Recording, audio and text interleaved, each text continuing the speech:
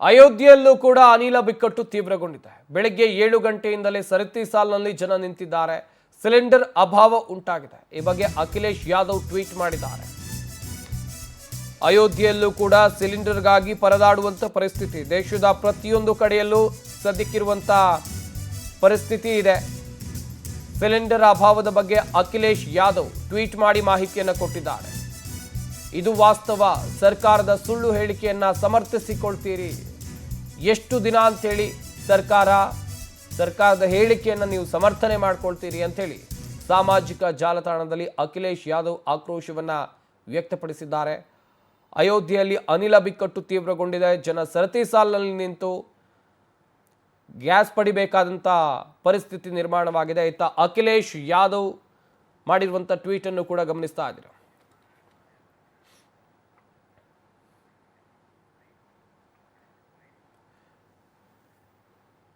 ಈ ಬಗ್ಗೆ ಇನ್ನಷ್ಟು ಮಾಹಿತಿಯನ್ನು ಕೊಡ್ತಾರೆ ನಮ್ಮ ದೆಹಲಿ ಪ್ರತಿನಿಧಿ ಸಂತೋಷ್ ಹೊಸಹಳ್ಳಿ. ನೇರ ಸಂಪರ್ಕದಲ್ಲಿ ಜಾಯ್ನ್ ಆಗ್ತಾ ಇದ್ದಾರೆ. ಸಂತೋಷ್, ಗಮನಿಸ್ತಾ ಇದ್ದೀವಿ ಅಲ್ಲೆಲ್ಲೋ ದೂರದಲ್ಲಿ ಯುದ್ಧ ಆದರೆ ನಮ್ಮ ದೇಶದ ಮೇಲೆ ಯಾವ ರೀತಿಯಾಗಿ ಪರಿಣಾಮ ಬೀರುತ್ತೆ ಅಂತೇಳಿ. ಸದ್ಯ ದೇಶದ ಪ್ರೈಮ್ ಸಿಟಿಗಳ ಪರಿಸ್ಥಿತಿ ಹೇಗಿದೆ, ಯಾವ ರೀತಿಯಾಗಿ ಜನ ಪರದಾಡುವಂಥ ಪರಿಸ್ಥಿತಿ ನಿರ್ಮಾಣವಾಗಿದೆ? Very good morning Sampath.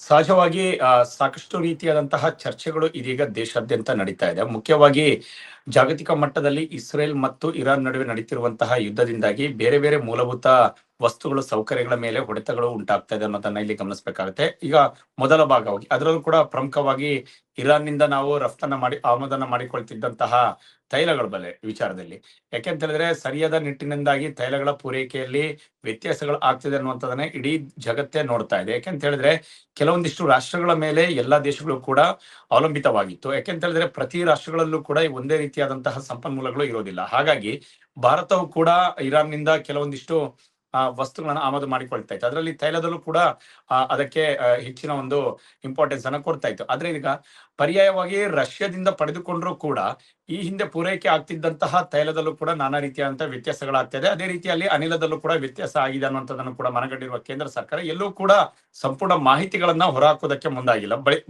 ಬದಲಿಗೆ ಇತ್ತೀಚೆಗೆ 4ರಿಂದ 5 ದಿನಗಳಲ್ಲಿ ಸಹಜವಾಗಿ ಗ್ರಾಹಕರುಗಳು ಗ್ಯಾಸ್ ಗಳನ್ನ ಬುಕ್ ಮಾಡಿದಂತ ಸಂದರ್ಭದಲ್ಲಿ ಸರಿಯಾದ ನಿಟ್ಟಿನಿಂದ ಪೂರೈಕೆಗಳಲ್ಲಿ ವ್ಯತ್ಯಾಸಗಳಾಗ್ತಾ ಇದೆ. ಜೊತೆಗೆ ಸಾಮಾಜಿಕ ತಾಣದಲ್ಲೂ ಕೂಡ ಮಾಹಿತಿಗಳು ಹಂತವಾಗಿ ಬೇರೆ ಮಾದರಿಯಲ್ಲೂ ಕೂಡ ಪೂರೈಕೆ ಆಗ್ತದೆ. ಅಂದ್ರೆ ಸರಿಯಾಗಿ ಅನಿಲಗಳನ್ನ ಪೂರೈಕೆ ಮಾಡುವಲ್ಲಿ ಸರ್ಕಾರಗಳು ವಿಫಲವಾಗ್ತಿದೆ ಅನ್ನೋದರ ಬಗ್ಗೆ ಮಾಹಿತಿಗಳು ಲಭ್ಯವಾಗಿದೆ.